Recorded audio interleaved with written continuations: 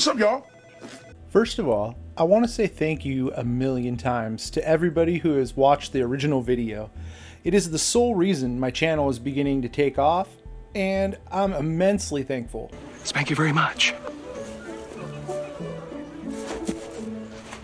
It just sucks I uploaded the wrong copy of the video. It's a long story why, so I won't bore you with excuses, but I got a message for all y'all young YouTubers out there. Watch your videos after you've posted them, so that if you make a mistake, you can delete the video and re-upload it. So instead of just uploading the correct copy of the video, I wanted to just clear up the mistakes and make fun of myself while I do it. Just is a better idea. And holy cow, there was a lot of mistakes. But I guess it's good that my worst video I've ever made got popular. Now I know what happens when I screw up. We screwed up! So I went through pretty much all the comments. I commented back as much as possible. And I found and recorded the top 6 dumbest things I said or did throughout the video. And we'll sit down now and go through them together and make fun of how amazingly stupid I am. So stupid! And also attempt to explain what I was meaning by that part of the video. Hopefully I can win back a couple people that left when I said something stupid or emotionally charged. With all your dumb emotion. The first and probably most egregious mistake I made through the entire video was when I say, I can't even think of a game that came out in the last 10 years that was a big title that released working out of the box. The last one I honestly remember is Halo 2. You dumb bastard. What you just said is one of the most insanely idiotic things I have ever heard. Everyone in this room is now dumber for having listened to it. This just sucks, because it's one of the dumbest things I could have said, and it takes away from my better points in my video. But I applaud you guys for being so nice to me about it. You all just suggested me games that I should have played and told me I was wrong. And nobody was really ultra mean in the comments. Because you guys could have been, and I would have totally understood. Look, all I was trying to say... Oh, shut up, you pinhead! You make me sick! You sorry, broke-ass, dirty motherfucker! Fuck you! So thank you again for sitting through that, and ignoring that as much as possible, and listening to the rest of what I had to say. Don't beat yourself up. The upside to all this is that you guys gave me a list of really good games that have come out in the last 10 years, and there were a bunch of them on there that I had never played before, and 1 or 2 I had never heard of.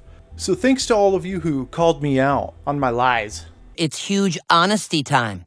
I have 5 or 6 games in my own Steam list that were just fine on release. I played them all the way through. There's no excuse on my end to make a comment that dumb. We're new to it though.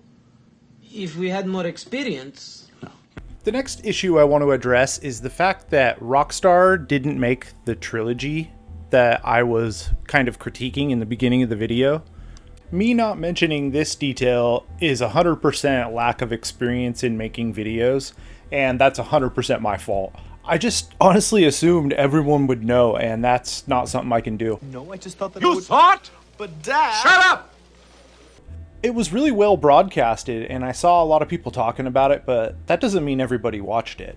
But it still doesn't change my opinion on how I feel about it, and I honestly think that Rockstar pushing remakes of their old titles onto third-party development companies shows that they don't really care about their games anymore. Why are we still here? Just to suffer. I know other big companies do this too, so it's not like Rockstar's alone in doing this, but you gotta remember, their name is the one that's still on the cover. It's still their name in all of the old school opening cinematics in those old games. Whether you outsourced it or not is irrelevant to me. If a product with your name goes out into the world and it doesn't have the quality you agree with, that's your fault. But again, that's just my opinion. So believe whatever you will, but I won't be surprised to see the new Max Payne come out just as broken as the trilogy was. I really hope it's not though. You can definitely tell this was an early video of mine, simply by my cadence, speed, and delivery of all my lines. I know I stutter or like stumble over a few parts throughout the video. Things like make the rain not an on-screen effect that was just laid over, in turn made the rain look way worse than it did in the first edition. Today, Junior! A couple people called me out on this, but I didn't mind at all. Even if I really had a stutter, I wouldn't care. Because I know it was just cut together between multiple rants, and if I don't have stuff in front of me, of course I'm gonna stutter like that. To me, it just comes off as a critique of how I organize the video. And again, it's just an experience thing. I'm pretty sure I sound better in this one than I did that one too. For this next one, I knew I was going to run into trouble kind of no matter how I handled it, but I could have minimized the damage by just not using the phrase cancel culture. I'm smart enough to know better than to use a buzzword like that, but when you're just ranting away, it's way too easy to use them. And even now, trying to explain myself, I know I'm gonna mess something up, but just bear with me. What I've found to be the problem with buzzwords like that is that they infer bias toward one side or the other. And no matter what you say after that, it sounds like you've picked a side, even when you maybe haven't yet. And in my experience, this shuts people down. Most people will just stop listening at that point. I am Bartholomew Hunt, and this here is Leslie Edwards. Oh. But you guys didn't. You guys are badass. I really appreciate it. I really appreciate all the feedback and comments I got and how kind everybody was, especially when talking about a subject like this. I know how it can affect people, and my goal is to never offend, but to have honest conversation and be able to critique each other and everything in the world we live in. So thank you again to the commenters that explained their thinking to me and helped me understand how some of the comments I make can sound to other people. And these are the kinds of conversations that we need more of on the internet, where both sides can state their points and neither side will personally attack the other. I really want my channel to be a beacon for that. I want people to know that even if you disagree with me, I'll still be kind and respect your opinion, as if you were a member of my family.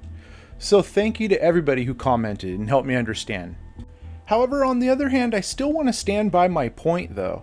My point being that Rockstar has to take risks. Very controversial risks with their content in GTA 6, or it will fall way short of expectation. No matter what culture is doing, the fact is, the video game industry is changing. Bob Dylan once wrote, "The times they are a-changin'."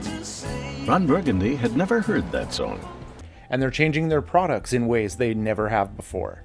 And Rockstar, again, is one of the latest examples of this from what I hear as of 420. Dro! Happy holidays! Happy holidays! Rockstar has announced that they have modified the expanded and enhanced. Enhance.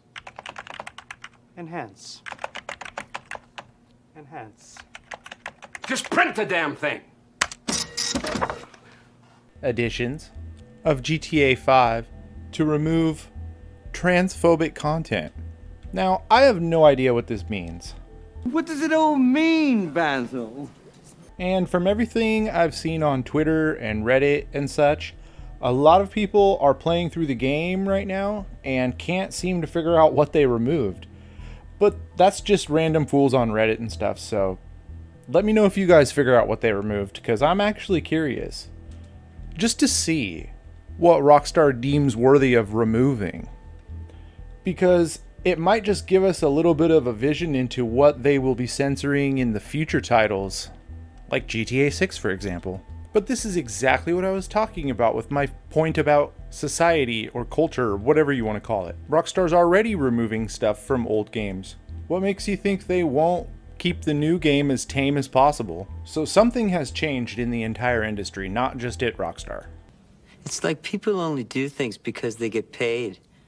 And that's just really sad. The next mess up I'm going to talk about is my very opinionated hot take. Oh, hot. Are literally the Mona Lisa of video games. And this gem of a statement from a few minutes later. The only other games I can even think of that do this are like the Fallout series and the Elder Scrolls series. The Grand Theft Autos blow those out of the water for atmosphere and in-game culture. Don't you say that. Don't you ever say that. I'm telling you, this girl Shut the fuck up. This girl. Don't talk. She got a. That's right. Say words. Again, these are both just stupid opinion statements that nobody truthfully trying to make a point should ever use. It's almost like I'm trying to get you guys to hate me in this video. Now why don't you drop your skirt and touch the floor? I think if I had to reword what I was trying to say through both of those sections, I would say that GTA, more than any other game series, does a better job of making the player think about the game while they're not playing the game. And in my opinion, and this is just my opinion, that's one of the key points to true immersion, where real life things or areas will remind you of a part of the game, or even the game as a whole.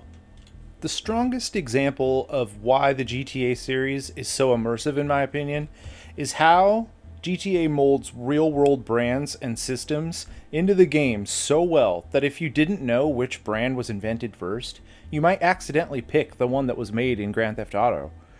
Of course, all of you know about the big ones that are all over the place, like Sprunk, that's the parody of Sprite, and the phone that you use is an iFruit phone, which obviously mimics Apple. But Grand Theft Auto has so many hidden ones you've never heard of. You may have heard of a lot of these, but I'll bet you one or two of these you haven't. And some of them are even just dirty words cleverly hidden as the name of a bar. Like the Hyman. That has to be my favorite one. Or, come down to fuck for the highest quality men's fashion. And we so much can eat as much as we want and we never get heavy because of olive oil. And then we go for work for like 1/2 hour, 2 hour.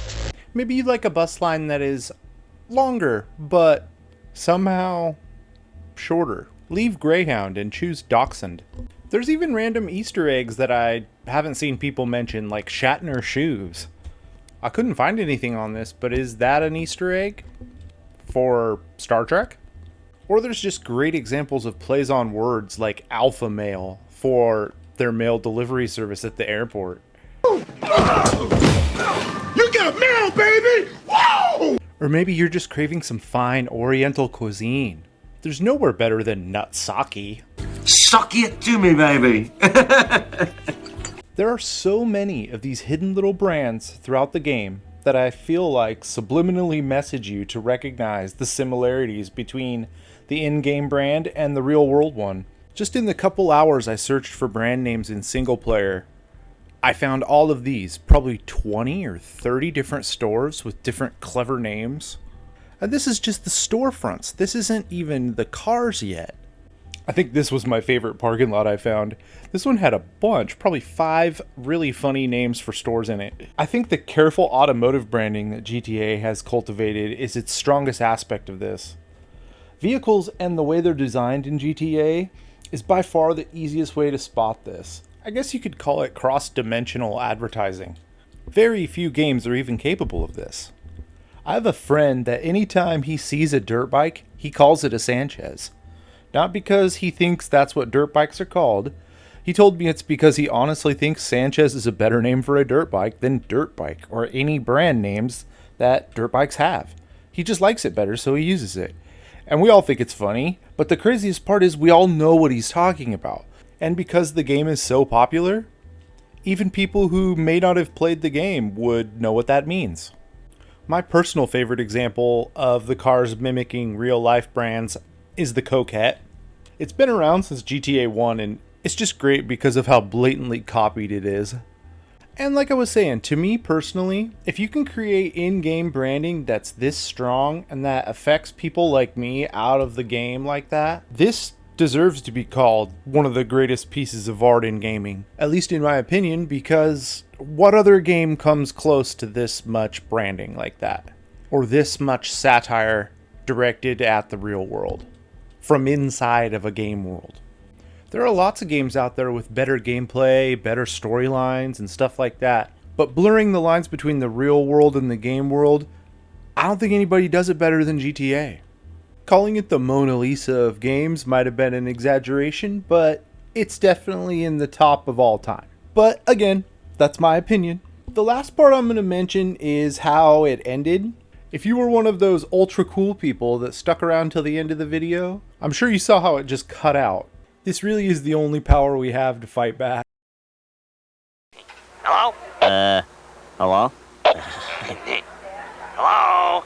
Of course, that's my rookie ass again. Luckily, I was basically done with the video. I was just going to give some closing statements and maybe clear up a couple ideas. So 95% of what I wanted to cover, I covered in the video. So now I'm going to try to keep the hot takes from getting so hot. Hotter than the pair of speakers I bought today off the back of a truck. Hotter than 3 rats fornicating in a wool sock. Hotter than the burning flesh of Shel Silverstein in hell. I'm sure I'll say something dumb again soon, but hopefully by then you guys will know your boy will admit when he's wrong and listen to criticism and try to be better next time.